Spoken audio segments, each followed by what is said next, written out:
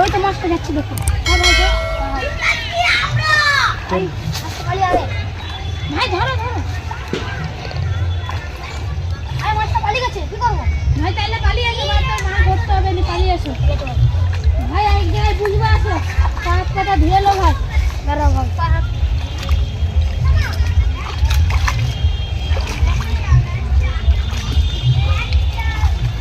ভাই আসো ভাই আসো। চলে গেল কেন?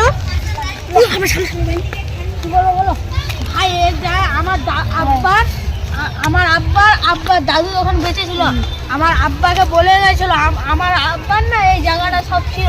তখন আমার আব্বা না তখন বলছিল